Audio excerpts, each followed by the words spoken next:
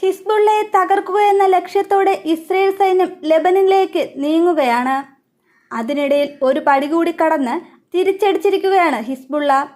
അപ്രതീക്ഷിതമായി ഉണ്ടായ ആക്രമണത്തിന്റെ അമ്പരപ്പിലാണ് ഇസ്രയേലും പ്രധാനമന്ത്രി ബെഞ്ചമിൻ നെതന്യാഹുവും. ഇസ്രയേലി തുറമുഖ നഗരമായ ഹൈഫയിലാണ് ഡ്രോണുകൾ ഉപയോഗിച്ചുള്ള ആക്രമണം നടത്തിയത്. തങ്ങളുടെ സീനിയർ കമാൻഡർ തലേബ് അബ്ദുള്ളയെ കൊലപ്പെടുത്തിയതിന് പ്രതികാരമായാണ് ഇസ്രയേലിനെ ആക്രമിച്ചതെന്ന് ഹിസ്ബുള്ള പ്രഖ്യാപിച്ചിട്ടുണ്ട്. വടക്കൻ ഇസ്രയേലിലെ സൈനിക കേന്ദ്രങ്ങൾക്ക് നേരെയാണ് ഹിസ്ബുള്ള ആക്രമണം നടത്തിയത്. 150 റോക്കറ്റുകളും 30 ചാവേർ ഡ്രോണുകളും ഉപയോഗിച്ചുകൊണ്ട് 15 ഇസ്രയേലി സൈനിക കേന്ദ്രങ്ങൾ ആക്രമിച്ചു എന്നാണ് ഹിസ്ബുള്ള ഔദ്യോഗികമായി പ്രഖ്യാപിച്ചിട്ടുള്ളത്. തെക്കൻ ലെബനൻ ഗ്രാമമായ ജുവായിൽ ഇസ്രയേൽ നടത്തിയ വ്യോമാക്രമണത്തിലാണ് ഹിസ്ബുള്ളയുടെ സീനിയർ കമാൻഡർ തലേബ് അബ്ദുള്ള കൊല്ലപ്പെട്ടത്. ഹിസ്ബുള്ള നടത്തിയ ഡ്രോൺ ആക്രമണത്തെ തുടർന്ന് 15 സ്ഥലങ്ങളിൽ തീ പിടിക്കുകയും 2 പേർക്ക് പരിക്കേൽക്കുകയും ചെയ്തിട്ടുണ്ട്. അതിനിടെ 2500 പാലസ്തീനുകളെ ഹജ്ജ് നിർവഹിക്കുന്നതിൽ നിന്ന് വിലക്കിയ ഇസ്രയേൽ നടപടിക്കെതിരെ കനത്ത പ്രതിഷേധമാണ് അറബ് ലോകത്തു നിന്ന് ഉയരുന്നത്.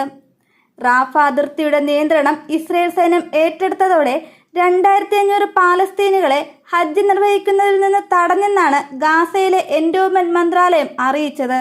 ഇത് മതസ്വാതന്ത്ര്യത്തിന്റെ വ്യക്തമായ ലംഘനമാണെന്നാണ് പാലസ്തീൻ സുരക്ഷാ ഉന്നത ഉദ്യോഗസ്ഥനായ ഇക്രാമി അൽ മുദല്ലൽ പറഞ്ഞു. ഈജിപ്ത്, സൗദി അറേബ്യ എന്നീ രാജ്യങ്ങളുമായി ഗതാഗത കരാറുകളിൽ ഒപ്പുവെക്കുന്നതിനും മക്കയിലും മദീനയിലും താമസ സൗകര്യം ബുക്ക് ചെയ്യുന്നതും ഉൾപ്പെടെയുള്ള ഹജ്ജ് തയ്യാറെടുപ്പുകൾ പൂർത്തിയാക്കുന്നതിൽ നിന്ന് ഇസ്രയേൽ തങ്ങളെ തടഞ്ഞുവെന്ന് മന്ത്രാലയം പറയുന്നു. പ്രശ്നങ്ങൾ പരിഹരിക്കുന്നതിനും പാലസ്തീനിലെ ഹജ്ജ് തീർത്ഥാടകരുടെ അവകാശങ്ങൾ സംരക്ഷിക്കുന്നതിനു വേണ്ടിയും സൗദി അറേബ്യയുടെയും ഈജിപ്തിന്റെയും അധികാരികളുമായി ബന്ധപ്പെട്ടിട്ടുണ്ടെന്നും അധികൃതർ അറിയിച്ചു. ഈ വർഷം ഹജ്ജ് നിർവഹിക്കാൻ സാധിക്കാതെ പോയവർക്ക് അടുത്ത വർഷം മുൻഗണന നൽകുമെന്നും മന്ത്രാലയം അറിയിക്കുന്നുണ്ട്.